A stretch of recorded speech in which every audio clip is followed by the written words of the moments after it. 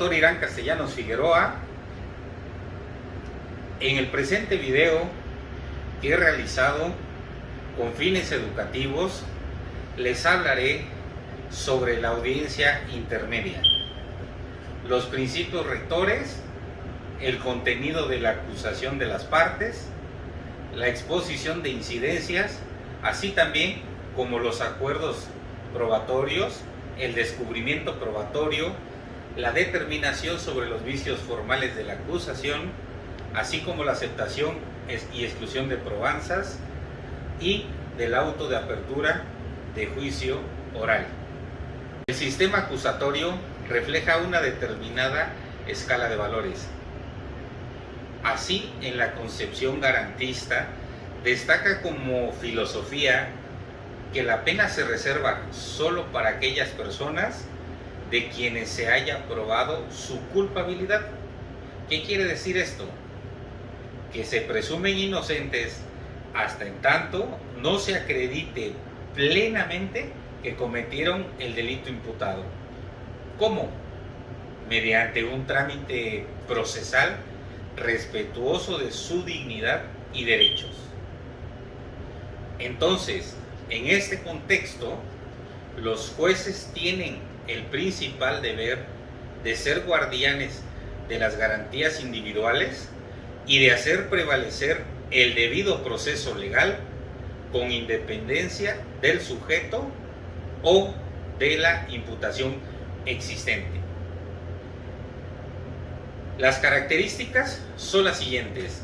Primero, un sistema acusatorio en el que se respeten tanto los derechos de la víctima y el ofendido o el imputado, estableciendo de manera explícita el principio de presunción de inocencia, el cual se regirá por los principios de publicidad, contradicción, concentración e inmediación, con la característica de la oralidad.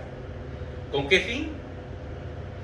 Con el fin de fomentar la transparencia y garantizar al mismo tiempo una relación entre el juez y las partes. Prevé la inclusión de jueces de control cuya función es resolver de manera inmediata las solicitudes de medidas cautelares, las providencias precautorias y las técnicas de investigación de la autoridad. Obviamente, respetando las garantías de las partes y garantizando que la actuación del Ministerio Público como parte acusadora esté apegada a derecho y que siempre va a existir un registro fehaciente de las comunicaciones, o más bien dicho, de todas las comunicaciones que haya entre jueces y Ministerio Público. Se regulan también dos tipos de jueces: el juez de la causa y el juez ejecutor. El primero se hace cargo del asunto una vez vinculado a proceso, el iniciado hasta la sentencia, y el segundo, que es el juez ejecutor, va a ser quien vigilará y controlará la ejecución de la pena. Otra característica es que se sustituye el auto de formal prisión y el de sujeción a proceso por un auto de vinculación, a fin, obviamente, de tener congruencia con el nuevo modelo. Se da también una nueva regulación respecto a lo que son las medidas cautelares, entre ellas lo que es la prisión preventiva, la cual tiene un carácter de excepcional cuando otras medidas no sean suficientes para garantizar la comparecencia del imputado al juicio. También se establecen mecanismos alternativos de solución de controversias en el que se asegure la reparación del daño, sujeta a supervisión judicial cuando la ley secundaria lo prevea. De igual manera, se establece un sistema integral de garantías, tanto de la víctima como del imputado, así como una serie de cuestiones sociales que van a regir. En el sistema acusatorio, en la fase preliminar o investigación preparatoria, existen 4 tipos de actividades esenciales que el Ministerio Público realiza. 1. Actividades puras de investigación. 2. Decisiones que influyen sobre la marcha del procedimiento. 3. Anticipos de prueba, o sea, pruebas que no pueden esperar su producción en el debate. Y por último, 4. Decisiones o autorizaciones vinculadas a actos que pueden afectar garantías procesales o derechos constitucionales. El sistema acusatorio de tipo adversarial compone una investigación preliminar que garantice los derechos fundamentales de los imputados y la transparencia del ejercicio de la acción penal, pero pugna porque se mantengan las mismas posibilidades de defensa entre las partes.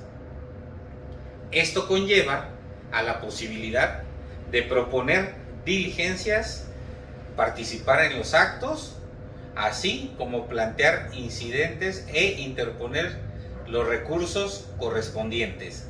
La acción preparatoria tiene actuaciones trascendentales que se relacionan directamente con diligencias que pueden violentar derechos fundamentales y, no menos importantes, actos conclusivos que se relacionen entre ellos.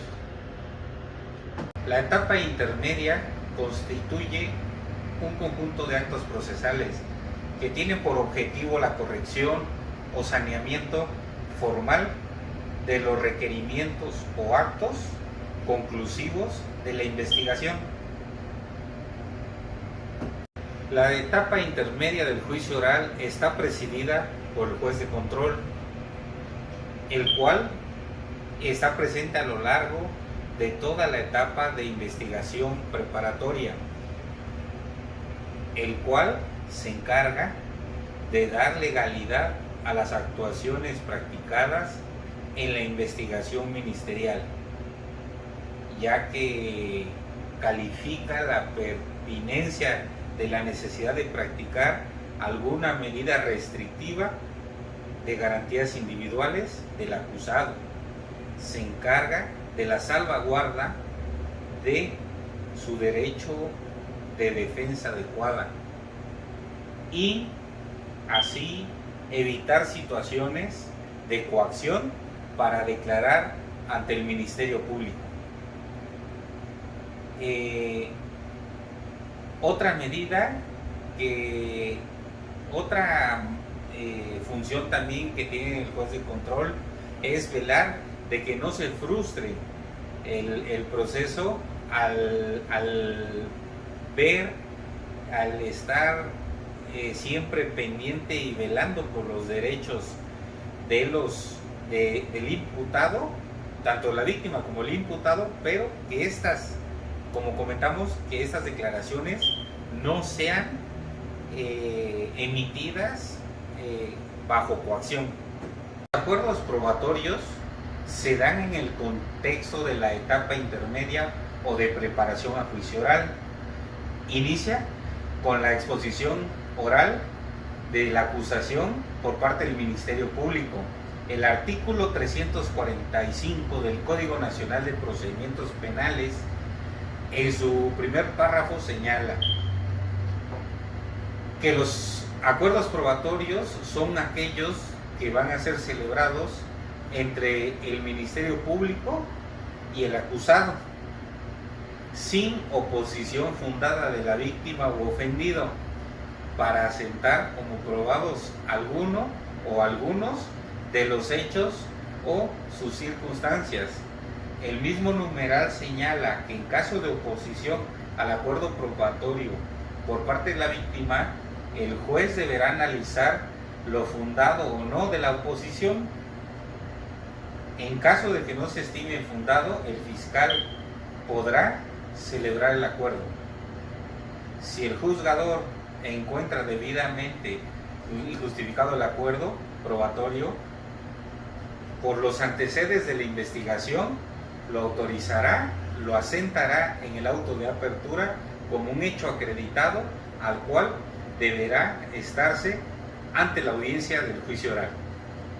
La naturaleza que se atribuye a los acuerdos probatorios habla de una doble finalidad. Por una parte, es una herramienta estratégica de la que disponen las partes para sustentar su teoría del caso, y también es un elemento despresurizador de la actividad jurisdiccional.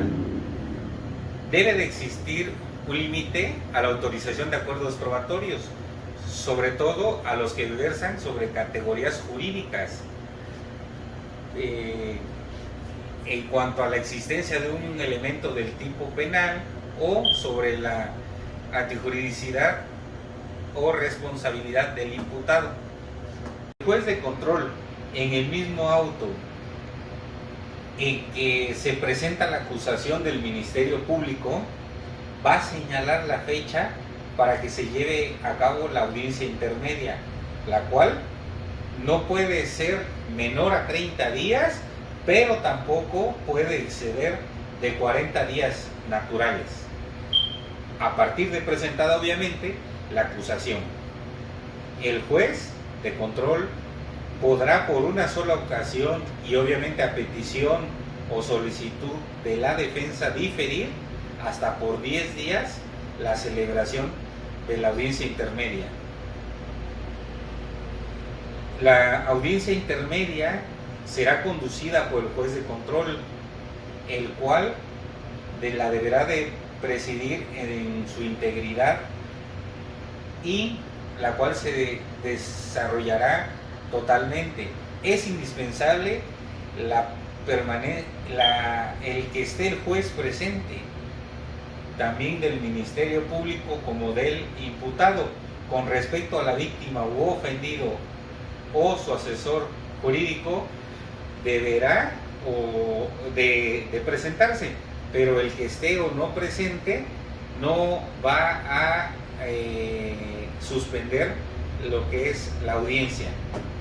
Todos los medios de prueba ofrecidos, y después de haber individualizado las partes, el juez de control ordenará fundadamente que se excluyan de ser rendidas en la audiencia del juicio aquellos medios de prueba que no se refieran de forma directa o indirectamente al objeto de la investigación y sean útiles para el esclarecimiento de los hechos. Así como también en los siguientes casos, cuando el medio de prueba se ofrezca para generar efectos dilatorios. En este caso hablaríamos de 3 supuestos que nos maneja el Código Nacional de Procedimientos Penales, como cuando sean sobreabundantes, impertinentes, innecesarios. De igual manera, por haber sido obtenidos con violación a derechos fundamentales, por haber sido declarados nulos o por ser aquellos que contravengan de las disposiciones señaladas en el Código Nacional de Procedimientos Penales, y esta decisión del juez de control de la exclusión de los medios de prueba es apelable.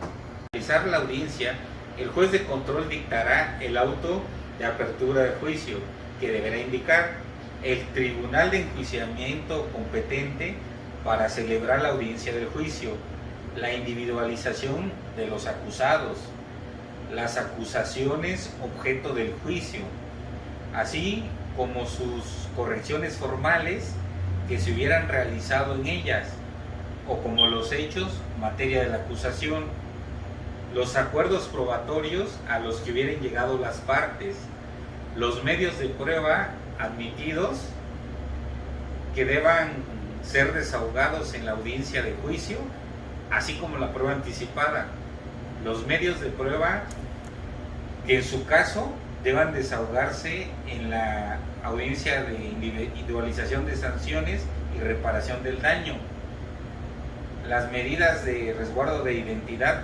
de datos y así como las personas que se tengan que citar a debate y así como las medidas cautelares que hayan sido impuestas al acusado.